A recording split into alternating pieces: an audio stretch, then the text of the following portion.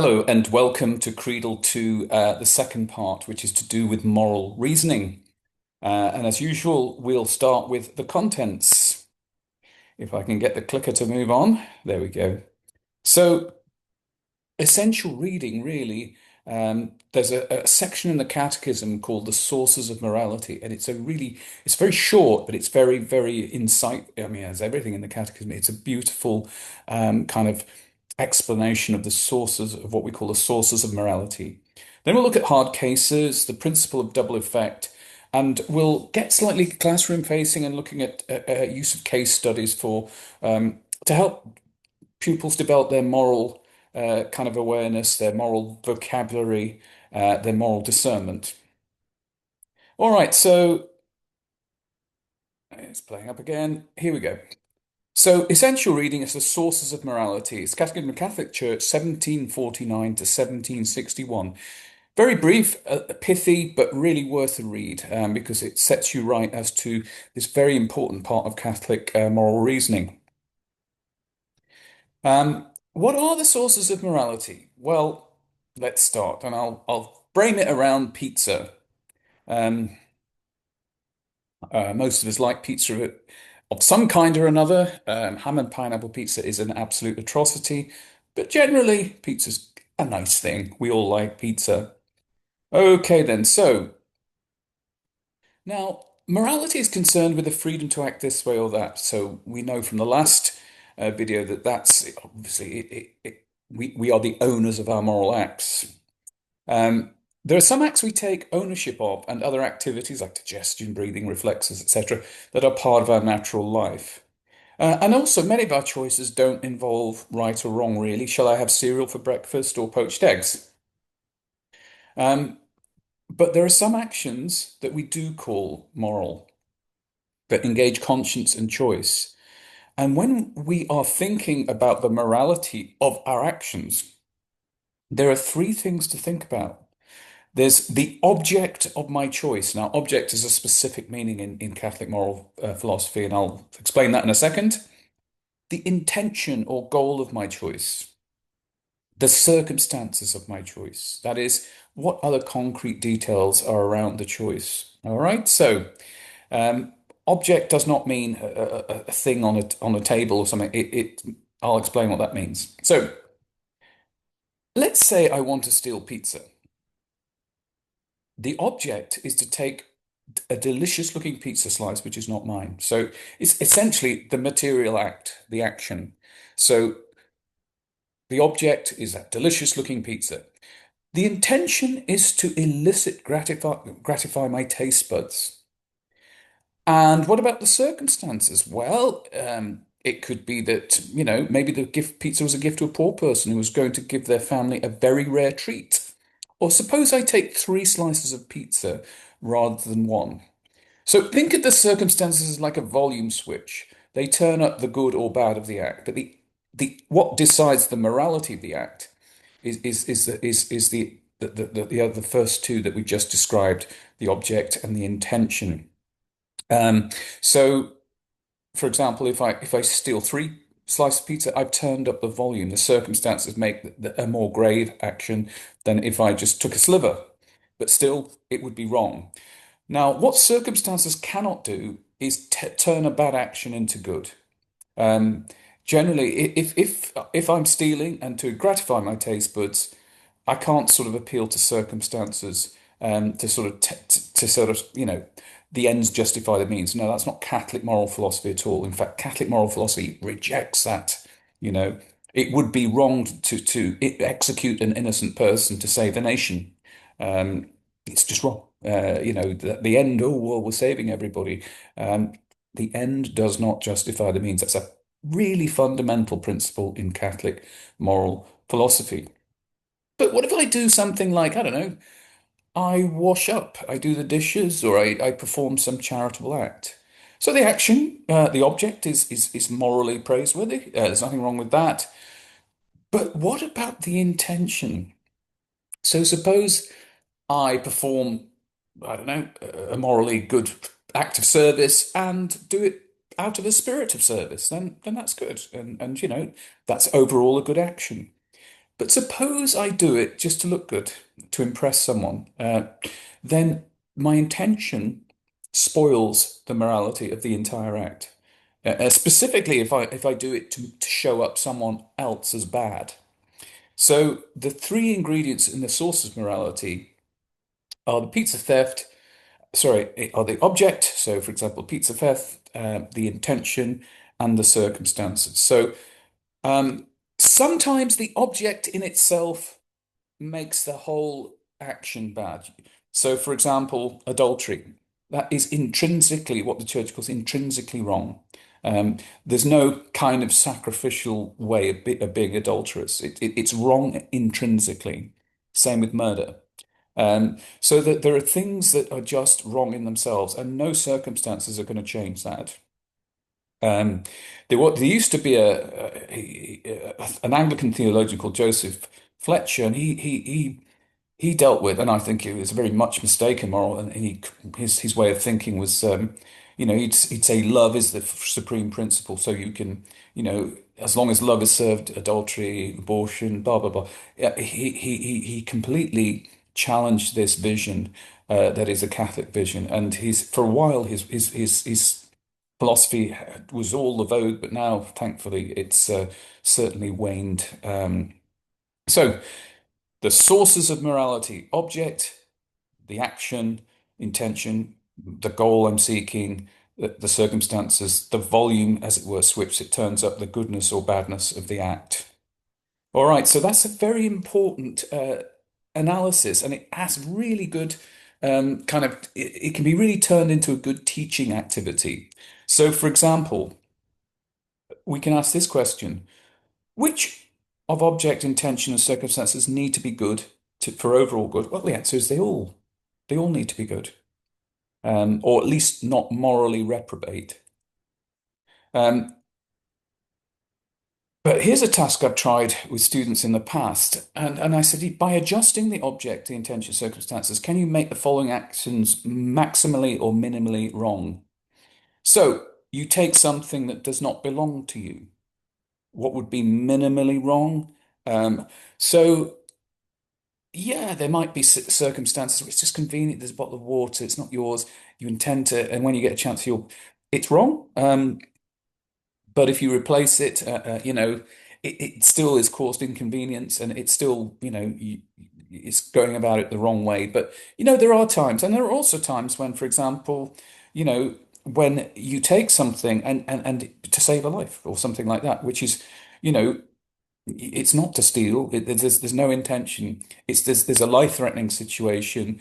Maybe someone's just needs water, and you just grab something, and that's it's not yours, but there's no moral. Your intention is to help save a life. So, but generally speaking, if you want to turn the volume up, the circumstances would be very much different. You take something that people need to live on. Um, there used to be a journalist and photographer called Peter Stoddart who died not too long ago. But he took some iconic pictures of the Sudanese famine some time back. And one of the pictures that kind of sears my soul is a picture of a well-dressed man whose head isn't shown in the frame, and he's stealing the grain allowance given to a disabled boy to support his family. So the boy's crawling on the ground with this, and the well-dressed man, well-shod, just picks it up and casually walks off with it, effectively condemning the boy and his family to death. You see, that's the circumstances there are wholly different, and so it's a good sort of activity to sort of get students to kind of work out their moral reasoning. You take the life of another person. Well, there's something called the principle of double effect that I'll talk about later, but it's if there is self-defense, I don't know, someone lunges at you, you move out the way, they fall and maybe in front of a car, or they uh, bash their head and that's it.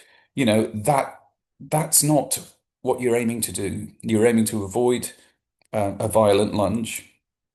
But of course, we can think of other things that, where murder in cold blood. There were two. There's a famous case in the last century, early part. Two well sort of preppy schoolboys, Leopold and Loeb, who took it upon themselves just to kill someone, just for the sheer rise of it. And they were extremely. They're from good families. They were very wealthy, and but they just criminally in cold blood decided to pick on someone and just kill them. And they, in their trial, since they were, still in their teens, as I recall, their family were able to afford the best lawyer out there who managed to get their sentence commuted from the death sentence to a life sentence. But it was, you can see in a situation there where it's just that trying to get a rise out of someone's demise. That circumstances are wholly different. You deceive another person by telling them something untrue. Now, this is a good one, for those amongst you who are philosophers, because Immanuel Kant, German philosopher of the 18th century, he said something like, that you are bound, what he calls a categorical imperative, to tell the truth. So if someone, I don't know, an axe murderer is coming in and looking for someone, and you know where that someone is, and says, "Have you seen so and so? I intend to kill him." Um, you are bound to sort of represent the truth. And it's been a controversial teaching since, but he defended it. He said, you're bound to say, actually, they're hiding in that next building there. Um, Now, my own personal view is that truth, firstly, do people have a right to truth? I mean, sometimes if someone comes along, tell me the details of your bank account. You're not obliged to answer every question because they might be crossing privacy, they might be doing all kinds of things. But if the person has a right to the truth, or is a reasonable right to the truth, then we're in a different circumstance. Okay. So again, it's a good exercise, object, intention, circumstance to kind of get pupils, students to sort of really wrestle and dial up and down the volume. And if they do it over two or three kinds of examples, it will give them a sense, and it'll be good for their own moral formation. So, moving on then, here's a stupid game, but I'm going to ask you to play. So I ask my face-to-face audience to play this, and I usually catch them out. So I'm going to ask you 10 questions, and you can do it to yourself. And you're supposed to answer them quickly, no ums and ahs, and say yes or and avoid saying yes or no. So when you answer it to yourself, don't say yes or no. Anything else is fine. Try to get the correct answer. Fingers on buzzers, are you ready? My first question. Can you repeat after me? You're not to say yes or no. Good and bad is just a matter of opinion, right? All our choices are moral choices. Is that correct? Simple yes or no. Can it be sometimes right to murder? Do you like this kind of weather we've been having?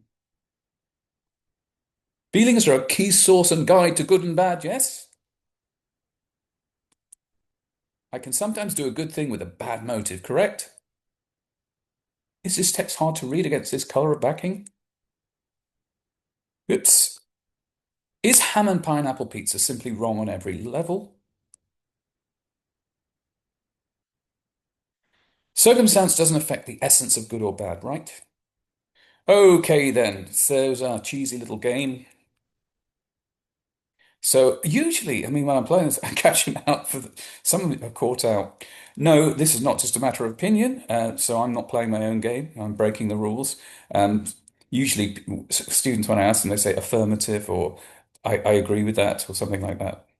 So in this case, it's negative. Negative again. There are lots of choices that are morally neutral, really. Um, No it would break the game, but negative would keep you in the game. Murder is intrinsically evil by its very object. You can't murder for a good cause. If it's the unlawful taking of another's life, um, it's murder or of a version of murder, and it can never be made good by the ends intended. Okay, weather outside is a bit cold and a bit grey, so that's typical Glasgow winter weather. Um, no, this is something that we really have to get our heads around because um,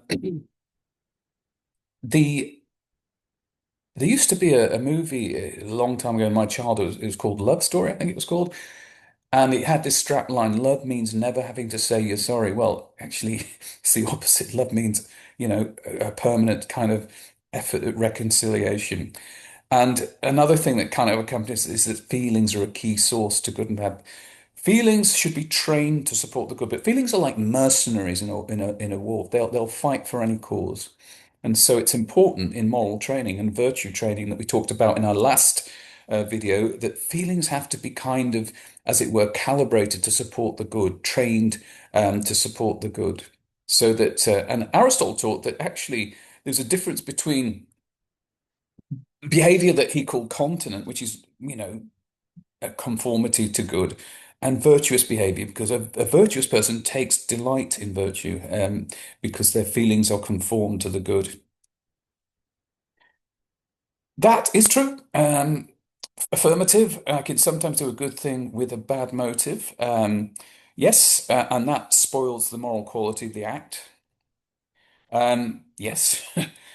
Um, that I don't I cannot get my head around ham and pan pizza. It just seems like whoever invented that. Anyway, circumstance does not affect the essence of good or bad. It just, as it were, dials up or down the volume of the rightness or wrongness of the act. Okay, so hopefully you've got your head around object, intention, circumstance. It's a key fundamental principle to Catholic moral theology. Okay, then, so let's move on. What about hard cases? St. Thomas Aquinas wrote that, the norms and principles of morality are clear, but when we descend into detail, sometimes we meet difficulties in the practical application of of moral principles. And we do get things that are hard cases. Sometimes it involves difficult choices, approaching dilemma or near dilemma, or sometimes it involves a hard choice, which still is clear enough. So Catholic moral teaching gives clear principles rather than cut and dried moral recipes to fit every situation. As we descend into the detail of life, we have to show moral discernment. But two principles always apply in whatever moral judgment we make. The golden rule, what you wish others would do to you, do to them. Means and ends, one may not do evil, intrinsic evil, so that good may result from it. Um, and there was a case in the last century where two conjoined twins, Jody and Mary, it was Jody, I think, was the healthier one, but Mary was kind of, as it were, living her she was weaker, and she, in a sense, was drawing from the kind of strength of Jody, and the doctors said, we'll have to separate, and that will mean the certain death of Mary, because otherwise both twins will die. And it was a quite a headline case, and the British court ruled that in favour of the separation, though the parents did not wish that. It's very, you can only imagine the agony of the parents. Um, but the Catholic Church essentially ruled, I mean, applied Catholic moral philosophy. Um, so the weaker twin, as I say, should we separate, or what do we do? Um, this is what the cardinal at the time said, Cormac Murphy O'Connor. He said, though tragic and heartrending, there is a fundamental moral principle at stake. No one may commit a wrong action that good may come of it. The parents love both their children equally and cannot consent to one of them being killed to help the other. I believe this moral instinct is right. So nobody is saying, just because there's a very highly developed moral theology, that there aren't difficulties or even situations of a heartrending nature like this. Indeed, the world supplies it. The fiction Sophie's Choice is kind of presents, where a Polish was asked to choose between a daughter and son. Yeah, moral dilemmas though, or near or very hard cases are rare by by the very, and they're not things you meet every day, but they do happen.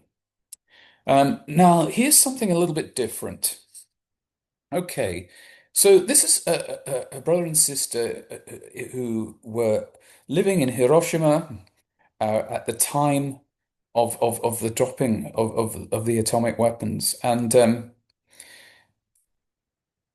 at the time it was said, that look, Japan had lost the sea battle. They had no naval power. That had been destroyed.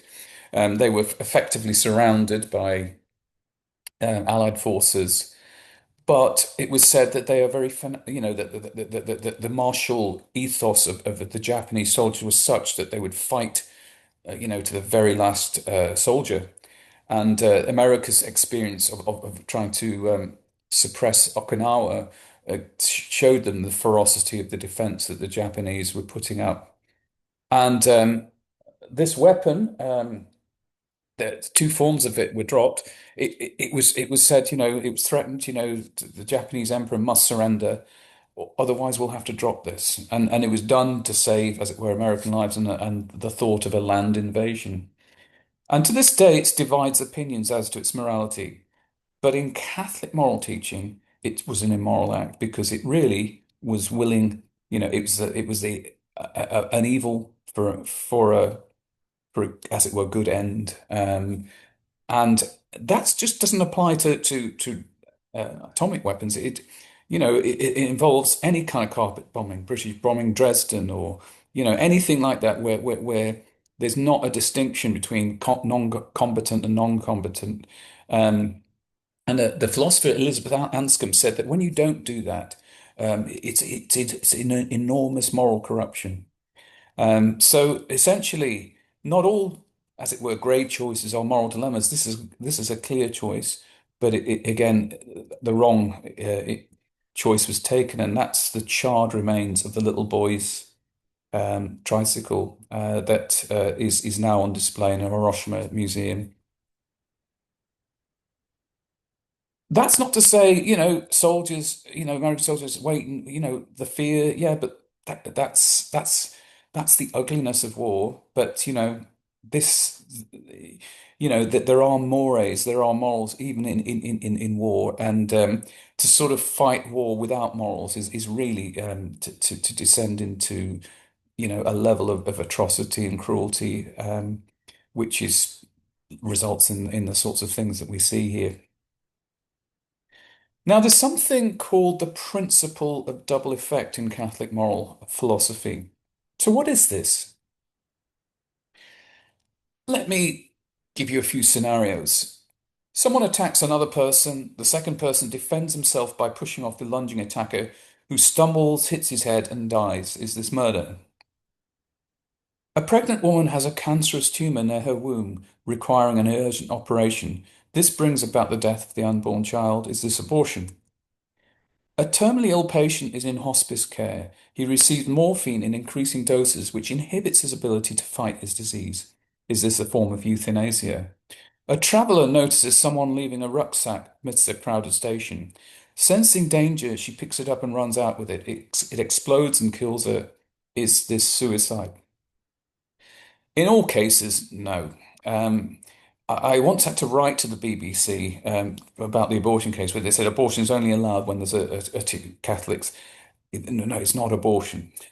Um, it's a bit like contraceptives teach. If the pills are being taken to control period pain and manage periods, that's a different. It's not contraceptive. It has a different meaning. So what's going on then? In the principle of double effect, you've got two effects, one that you're intending and one that you have to countenance happening at the same time, simultaneously. So it's not a means to an end thing, it's two effects simultaneous. One that you intend, and the other which you have to countenance, which is possibly going to be negative. So, for example, the pushing off the lunging attacker is what you intend. You don't want to be attacked. But there's another effect that you didn't intend, but it happened, and it's something that you don't will, but so that would be the principle of double effect. Similarly, for the woman having a cancerous tumor removed, again, you're willing the curing of that you do not wish to bring about the death, even though it must be kind of countenanced that such an operation may bring about that death. A terminally ill patient, again, it's for managing pain. Um, Remember in Catholic, well, if you've ever come across this, extraordinary means of treatment are not obligatory. Ordinary means, yes, but extraordinary means of treatment are not obligatory. And in the very last sort of days and hours of death, um, morphine is given to manage pain control. And yes, it does inhibit the body's ability to fight whatever's killing the body.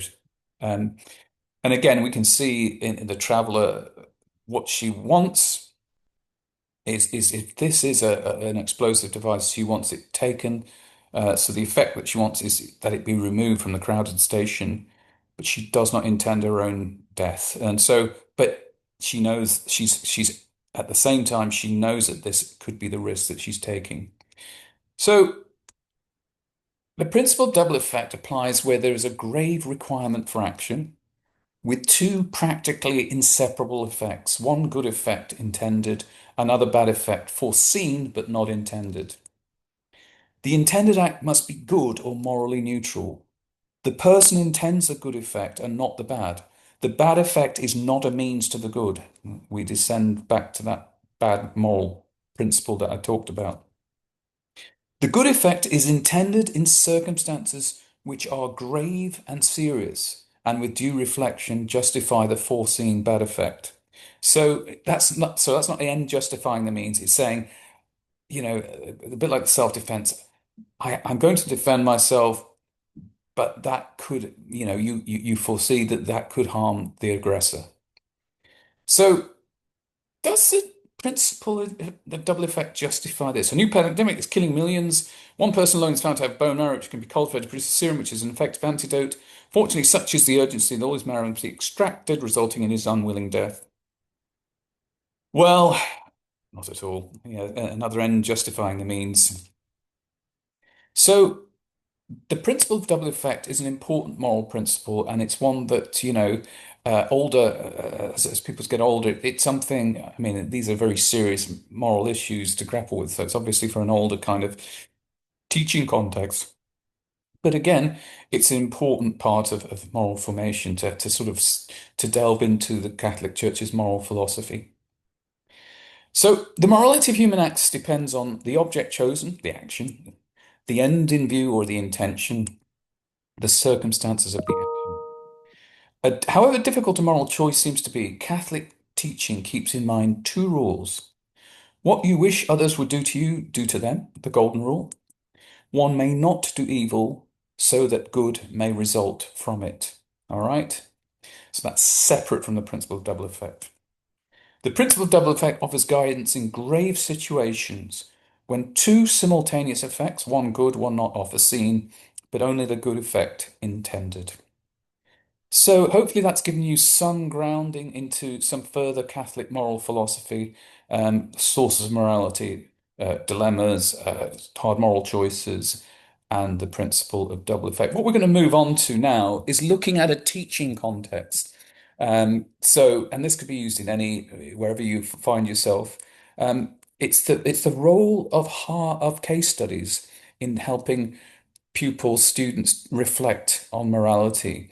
And that's a good thing for them to kind of chew over.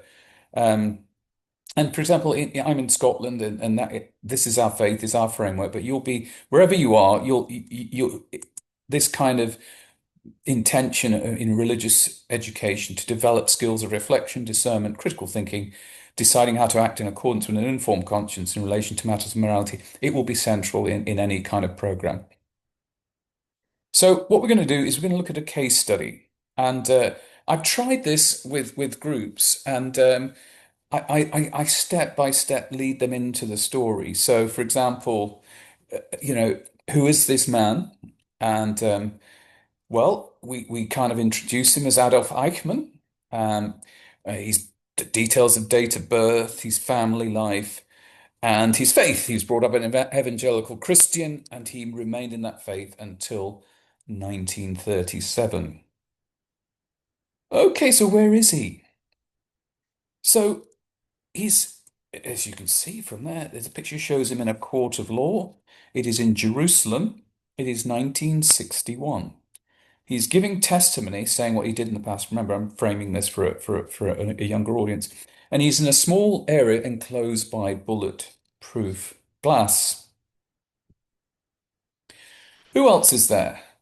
Well, there's a trial, so there are judges, lawyers working to prosecute, and lawyers working to defend, journalists and TV people from around the world. So it's caught the world's attention. So what did he do? Eichmann became a high-ranking Nazi. He was very good at making transport work well, the science of logistics, and especially railways. So in 1942, the Nazis had a big meeting to come up with a plan to empty Europe of Jews. And Eichmann had the job of supervising the transport of millions of Jews to death camps. And this was the Wannsee Conference, and this is the Wannsee List. And it amounted to 11 million Jewish people that, and that's systematic extermination from Europe. And so that was and his genius, his evil genius at being a logistics expert, um, meant that 6 million met their end. So how did he plead in court? Um, this is what he said. He said, I have no personal hatred of Jews. He just, like other senior Nazis, he claimed that he was being obedient to laws. Some laws were not of his making. And in his own words, an ordinary person goes by the basic morality: be true to the law, to be obedient, a proper personal life, not to come into conflict with the law. And it just so happened the law of the land that he was in required him to do this. Um, what do we think about that claim? Um, you know, is it defensible?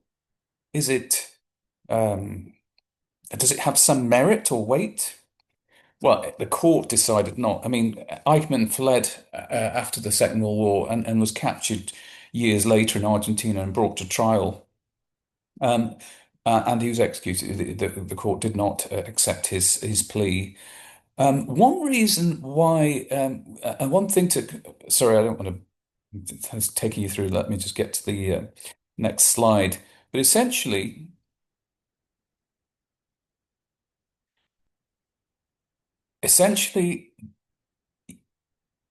the objections are these.